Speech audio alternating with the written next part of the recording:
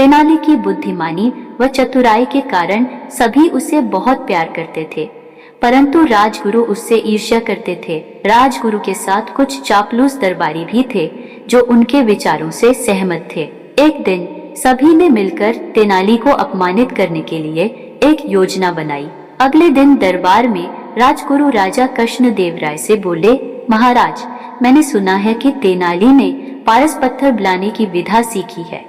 पारस पत्थर जादुई पत्थर है जिससे लोहा भी सोना बन जाता है।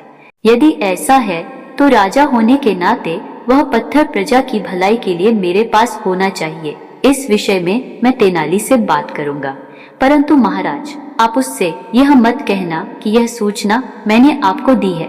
राजगुरु ने राजा से प्रार्थना करते हुए कहा। उस दिन तेनाली के दरबार में आने पर राजा ने उससे कहा, तेनाली, मैंने सुना है कि तुम्हारे पास पारस है। तेनाली बुद्धिमान तो था ही सो वह तुरंत समझ गया कि किसी ने राजा को उसके विरुद्ध झूठी कहानी सुनाकर उसे फंसाने की कोशिश की है। इसलिए वह राजा को प्रसन्न करते हुए बोला, जी महाराज, यह सत्य है। मैंने ऐसी कला सीख ली है और इससे काफी सोना भी बनाया है।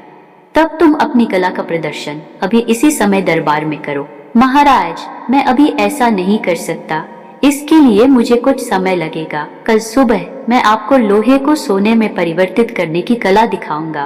राजगुरु व उसके साथी समझ गए कि तेनाली अब फंस गया है, लेकिन वे यह जानने को उत्सुक थे कि तेनाली राम इस मुसीबत से छुटकारा पाने के लिए क्या करता है। अगले दिन तेनाली गली के एक कुत्ते के साथ दरबार में आया।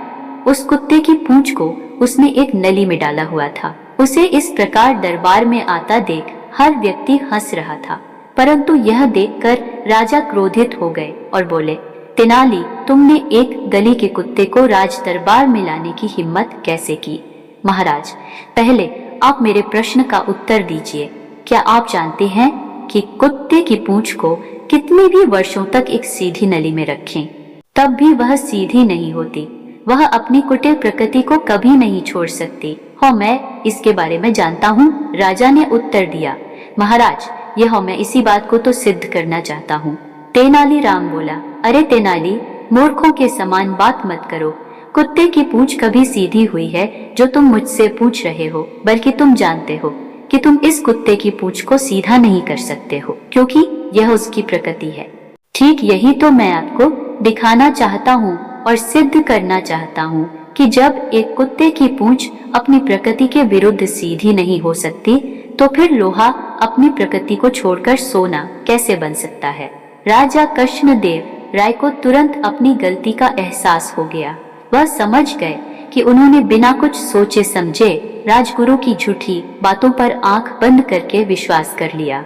उन्होंने राजगुरु से तो कुछ नहीं कहा, परंतु तेनाली को उसकी चतुराई के लिए पुरस्कृत किया। राजगुरु व उनके साथी दरबारियों ने शर्म से झुका लिया, क्योंकि उन लोगों के लिए यही अपमान व दंड था। इसके बाद तेनाली राम के खिलाफ कुछ भी कहने की उनकी हिम्मत नहीं होती थी।